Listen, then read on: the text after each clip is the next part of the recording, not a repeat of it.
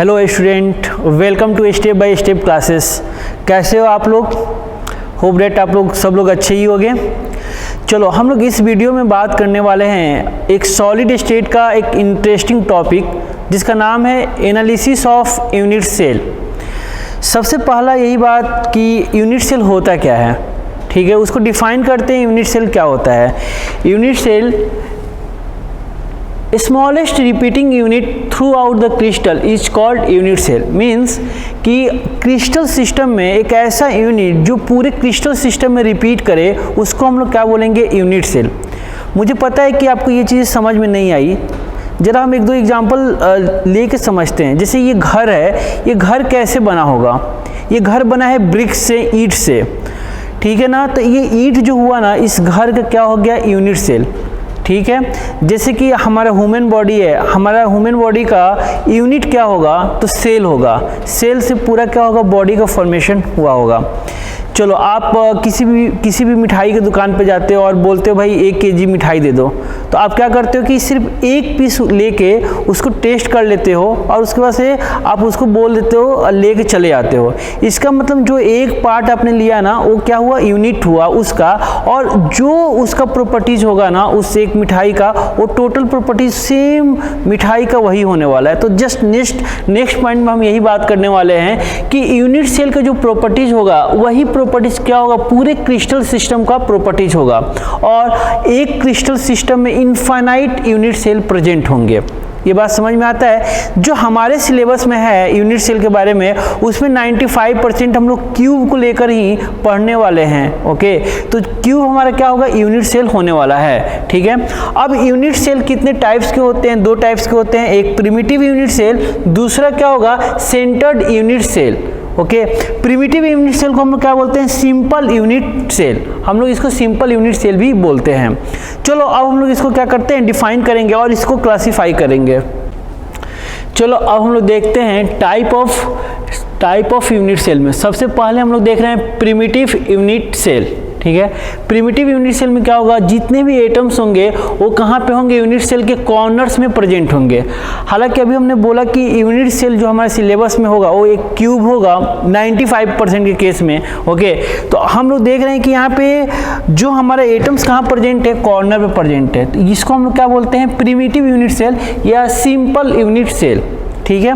दूसरा पॉइंट ये है कि सेंटर्ड यूनिट सेल क्या होता है? सेंटर यूनिट सेल किसको बोलते हैं? All the atom present at corner as well as other part of unit cell. Means अगर ये यूनिट सेल है तो कॉर्नर पे तो प्रेजेंट होंगे ही होंगे, इसके साथ साथ किसी दूसरे पार्ट पे भी प्रेजेंट होंगे। जैसे कि ये फेस पे हो सकता है, ठीक है, सेंटर पे हो सकता है, इसके बॉडी सेंटर पे हो सकता है, एज सेंटर पे हो सकता है, अलग अलग पोजीशन पे होगा। उसके अकॉर्डिंग इसके डिफरेंट टाइप्स है। कौन कौन से टाइप्स है? पहला face centred unit cell, means atom कहाँ प्रेजेंट होने वाले हैं? कॉर्नर पे, और उसके बाद से उसके फेस पे प्रेजेंट होंगे। Body centred unit cell means atom कहाँ प्रेजेंट होंगे? कॉर्नर पे, और कॉर्नर के साथ साथ एक बॉडी सेंटर पे भी प्रेजेंट होगा। End centre unit cell means कहाँ पे प्रेजेंट होंगे? Atoms corner as well as 2 opposite faces of unit cell. Okay, और फोर्थ पॉइंट क्या है? Edge centre unit cell means atom corner पे भी प्रेजेंट होंगे और उसके एज पे भी प्रेजेंट होंगे। ओके, हाँ, देखो अब हम बात कर रहे थे फेस सेंटर्ड यूनिट सेल के बारे में। तो देखो जितने भी एटम्स होंगे वो कहाँ प्रेजेंट होंगे? कॉर्नर पे तो होंगे ही होंगे और उसके फेस पे प्रेजेंट होंगे। आपको ये दिख रहा होगा कि एटम्स कॉर्नर पे हैं और ये कहाँ पे है? फेस पे। तो टोटल फेसेस कितने होते हैं क्यूब के अंदर? 6।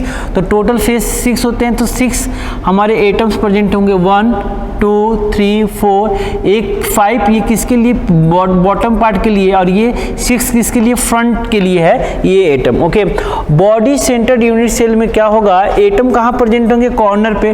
कॉर्नर पे तो है ही, और उसके साथ साथ उसके सेंटर, ये जो यूनिट सेल है ना, ये क्यूब है ना, इसके सेंटर पे क्या है? एक एटम प्रेजेंट है, तो इसको हम बोलेंगे बॉडी सेंटर्ड यूनिट सेल।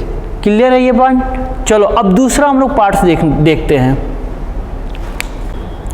चलो अगला पार्ट देखते हैं, इंड सेंटर्ड यूनिट सेल। देखो क्या होता है कि इसमें एटम्स कहाँ प्रेजेंट होते हैं, कॉर्नर पे तो होते ही हैं और दो अपोजिट फेस पे प्रेजेंट होते हैं, ठीक है ना।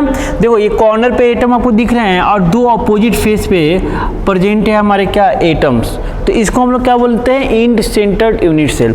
दूसरी बात हम करते हैं एज सेंटर्ड यूनिट सेल, तो उसमें हम देखेंगे कि एटम्स कहाँ प्रेजेंट है, कॉर्नर पे तो हैं और कॉर्नर के साथ साथ कहाँ पे होंगे, ईच एज पे। अब ये क्यूब है, इस क्यूब में टोटल एज कितने प्रेजेंट होंगे, टोटल 12 एज प्रेजेंट होते हैं, तो हर एज पे क्या होगा, एक एक एटम प्रेजेंट होगा और कॉर्नर पे प्रेजेंट है। तो देखो कॉर्नर पे एटम प्रेजेंट है और एटम्स कहाँ है, एज पे 1 2 3 4 5 6 7 8 9 10 11 12। ये एटम्स आपको दिख गया कि ये कहाँ पे है, एज पे है और कहाँ पे है, कॉर्नर पे है। तो चलो अब हम लोग फर्दर एनालिसिस करते हैं। हाँ, अब देखने वाले analysis of unit cell. Analysis of unit cell में सबसे पहला पॉइंट हम लोग देखेंगे कि contribution of atom present in different location. Means atom अगर अलग अलग पार्ट पे लोकेट है तो कितने यूनिट सेल में डिवाइड होगा और एक यूनिट सेल में उसका कंट्रीब्यूशन कितना होगा, इन चीज़ों को देखने वाले हैं, ठीक है ना।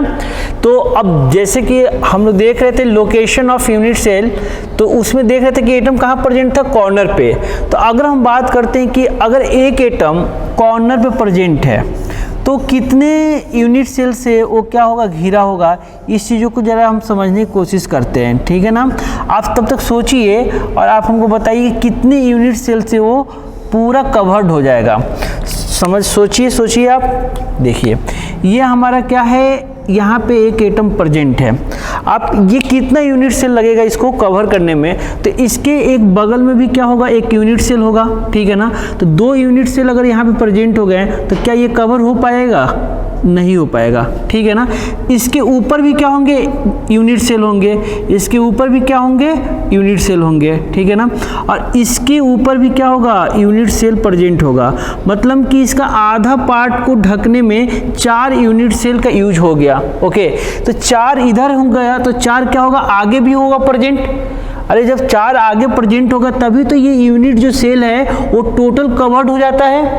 यानी इसका मतलब क्या हो कि ये जो एटम है ना, ये एटम 8 यूनिट सेल के अंदर शेयर्ड है। कितने यूनिट सेल के अंदर शेयर्ड है, 8।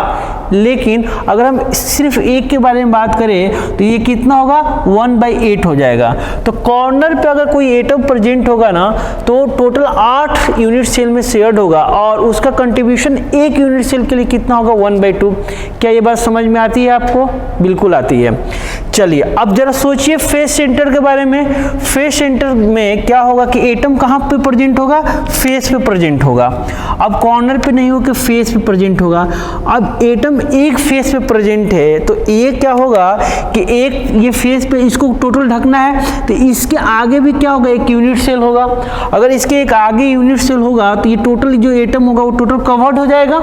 यानी इसका मतलब क्या हुआ कि ये जो एटम है ये 2 यूनिट सेल में शेयर्ड है। कितने यूनिट सेल में शेयर्ड है, 2।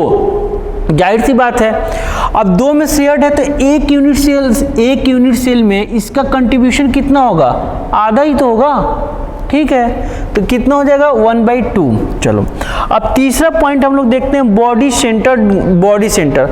मान लो जो एटम प्रेजेंट है वो अब ये फेस पे नहीं होकर एकदम सेंटर में प्रेजेंट है। मान लो कि आपके जो रूम है, आपके रूम में एक सेंटर में एटम प्रेजेंट है, तो क्या वो एटम किसी दूसरे यूनिट सेल से शेयर्ड है क्या, नहीं है। चलो इसका मतलब क्या होगा, उसका कंट्रीब्यूशन क्या होगा, number of shared unit cell सिर्फ अपने में प्रेजेंट होगा तो 1, और उसका कंट्रीब्यूशन उसी यूनिट सेल के लिए कितना हो जाएगा, 1। क्या ये बात समझ में आई। चलो अब हम बात करते हैं एज सेंटर पे। अगर कोई एटम एज सेंटर पे प्रेजेंट होगा तो हम लोग देखेंगे कि कितने यूनिट सेल में शेयर्ड है। तो मान लो कि ये अगर एज यहाँ पे प्रेजेंट है, यहाँ पे, ठीक है ना, तो ये एज यहाँ पे प्रेजेंट होगा तो कितने यूनिट सेल में शेयर्ड होगा, ये आप 22 यूनिट सेल से भी शेयर्ड होगा, इसके बगल वाला, और इसके ऊपर भी 2 यूनिट सेल है उससे भी शेयर्ड होगा। तो ये जो एटम है कितने एटम से शेयर्ड, कितने यूनिट सेल से शेयर्ड है, 4 से शेयर्ड है। तो इसका कंट्रीब्यूशन इसके लिए कितना होगा, उसके लिए कितना हो जाएगा, 1/4 हो जाएगा। क्या ये बात समझ में आया।